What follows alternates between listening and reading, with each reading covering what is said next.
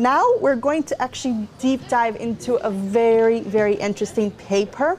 We're going to talk to both Begonia Faifan and Patricia Olivares from the Coca-Cola Company Latam. They're going to talk to us about their paper, Algorithms for Local Effectiveness. Welcome, ladies. Thank you. Thank you, Karen. Thank you for having us. Yes, of course, it's our pleasure. How are you guys doing? Oh, great. Yeah. Great, thank you. Good. Before we actually deep dive into the paper, for those of our audience that actually haven't read the paper, can you brief us a little bit about what it entails? Okay, so let me try to explain it like through 3 points. Yeah. By the way, I always say 3 points, and then I always do 2 points or 4 points. So That's don't fine. count them, As many because points it's as you not want. it's not gonna be like that. And then Patricia, maybe you can build on it. So at the end, you know, what we really try to portray through the paper is 3 different things, or 3 different beliefs that we have regarding the transformation that human insights or the function the industry needs to do for our main clients, either if they are internal or external. So the first one is to show kind of a flexibility that comes from a very big concept, like how you really use all your data, to a very specific concept of how you apply it for a country, for a target, for a category. And trying to show that there are ways to play in the 2 different levels, instead of choosing one like in the past. In the past, everything was like either it's very local, either it's very global. This is a globalization. It's very difficult to pronounce, to be sure that you are able to do it in that way. And we found a tool, but the tool is important, and we explain in the paper how the tool works. But for us, what is very important is that kind of concept of saying, has to be helicopter view, but has to be able to be applied to a very specific place and make sense, and have to be adjusted to different categories. Then the second one has to be a lot about how you really understand the human point of the data. So it's not just about speaking about data, collecting data, segmenting data, but how you lever up in a way that you speak what is the human that is behind that data and why that's happening. And that's why when you see all the algorithms working, you see that we are able to qualify what's the meaning of the different segments that appear there. And the third point is that, you know, when you speak about human insights or research, there is that kind of an algorithms. Everybody thinks about, oh my God, now they're going to come with kind of a robotic voice telling me this is 5.5%. So we try to do it in a way that is really fun for everybody using it. They really love how it's built. We spoke about the rings when we presented to the people to understand how it is. So I think in the past we tried to speak about how difficult the things were. Within the Coca-Cola Company Latam, what Patricia and myself are trying to do is to make things easy for people and understand that doing things is not so difficult. You just need to enjoy them and find common sense in the way you do things. I agree. 100% agree. Now, reading your paper, you do talk about pressing forces in action at the Coca-Cola Company. Can you talk about these forces and how they have played a role during the process of your research project? So I can go with this one, and then Patricia can follow, because this is one of my favorite ones. Because when you are in a situation where everything around you is preparing the perfect storm, and when you see that, you know, because during 2 years, because of the pandemic, you were not able to reach your consumers face to face, then you have less DMI, and they believe they don't need to increase it for you. And then suddenly everybody is speaking about data, so you just click the button and the answer is there, and it's a number. On the other side, everybody's thinking that you can do everything from a tower. And in our case, on top of that, the company decided to merge some of the regions into one bigger region. So Latam together, that before was 4. So when you see all that together, you can do 2 things. First of all, go home, cry, because your future as a person, as a function, and as the leader that was just appointed for Latam, maybe was not your best decision in your career. Or to say, okay, well, if this is happening, they need more than ever to remember that there is a human being, the human being we serve, that needs to drink.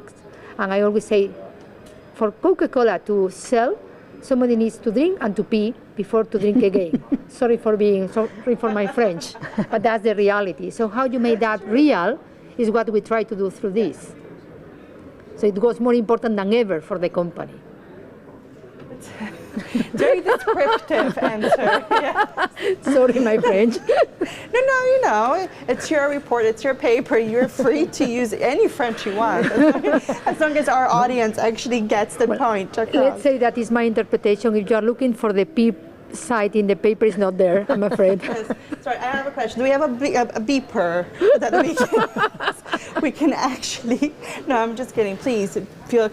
This is a very interesting paper, I have to say. But you chose not to turn to the global research suppliers now serving the Coca-Cola company. I noticed that. Mm-hmm. Nor did you turn to the business intelligence unit for answers. So, why? Tell me why. Okay, why? You know what is happening as we are facing a really turbulent times. Yeah. We are changing. We used to work country by country, and now we need to attend more than 34 countries within the region. Also, something that is happening within the company is this business intelligence department are also evolving. So at the time when we decide to work with algorithms, this platform service, that is this team, is under construction, let's say. So, and also we have a lot of information, but once we were together, these 32 countries, we knew that the information and the data was very different, so you cannot compare the data. And on top of that, we have new tools under development in order to understand our brands and our business. So, you know, there's like a mix of things. And the business, and here in LATAM, we need to answer quick a lot of questions that we have. So that's why we decide to work with these partners that they help us to work agile. They don't want to have perfect things. They only need to help us and want to help us. So that's why we decide to work with them rather with another companies. Okay, that actually makes very good sense. Yeah. You mentioned algorithms quite a few times during your answers. So let's touch base on that for a second. In short, because I know that this is a topic that you can go on for days and days and days, but if you could just, in short, why algorithms have become the key assets for the relevance of the Coca-Cola company's knowledge and insights team. Okay, so today how algorithms is working is like the base, the camp base. So every time we receive a question, a business question, we go to algorithms and really understand what is going on. And let me be more clear. For example, if you have a questions regarding a behavior that we are seeing, we can go to algorithms and understand if there are similarities between countries or not. So this is, like, as I told you, our first camp, and then we decide if we need to go deeper and understand this behavior in several countries, or maybe we can clusterize. So it's a tool that is helping us to optimize time, resources, and bringing more powerful results for us as a human insights team. Yeah, I completely understand that. I get it. But so you talk about that the face of algorithm is simple, right?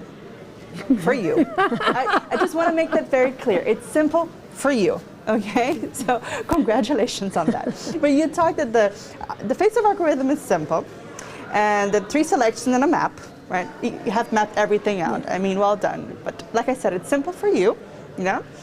Yet, when you look at the visualization of, for example, the counter clusters that you have, that's not enough.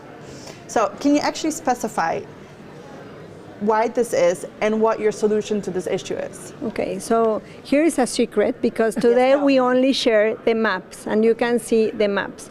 But really, how algorithms work, yes, you have this map of clusters, but really you can understand what is behind these clusters. Yeah. So there's another application when you can see, you know, this cluster, these are the characteristics that they have, these are the other characteristics, and this is when human comes, no? So we need to really connect the dots and see and have an explanation on how these clusters are together, why these are together, and now we are giving more information and create stories with this data. And now we are working with algorithms too, because what we really want to add is more qualitative data in order to have more texture of the clusters that we have right now. So. Good. Like I said, this is an incredible topic. Yes. It's very complex, and please, for those of you that are at home right now, you should really, really read this paper. It's quite insightful, and although I joke about the complexity between algorithms and everything that you're working on, it is actually very disruptive, what you have come up with. Can we talk about human insights for a second? Yeah. I want to talk about human insights. How did this come about, and what had Dances with Wolves have to do with this whole process?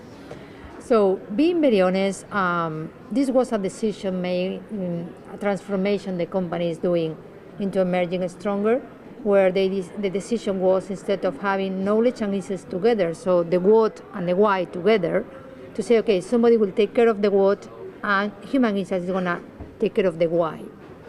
And the first time we heard that, this is a personal, I guess Patricia, you share the same feeling. It was a feeling of lost, yeah? If I'm not doing the tracking anymore, if I'm not finding the number anymore, what I'm gonna do now? And then we discover, and that's where algorithms help us a lot, that there is a second layer that is more important than what's going on, is why. Because what speaks about the past. What's going on is already done.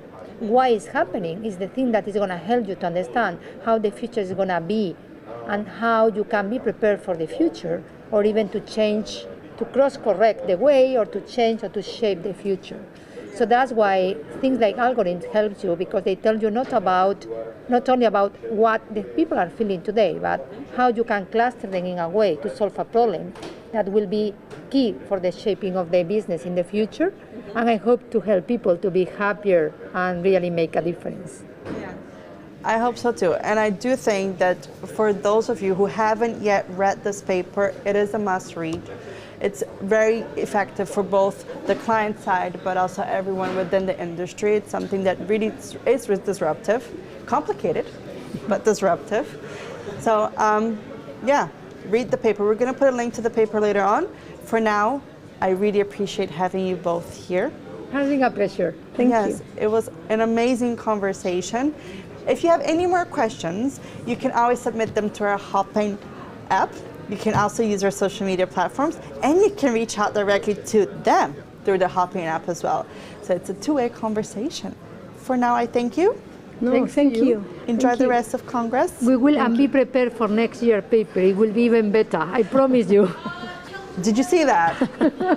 we're holding you for that. Thank you. Take care. You so Have a much. lovely Thank you. evening. Bye.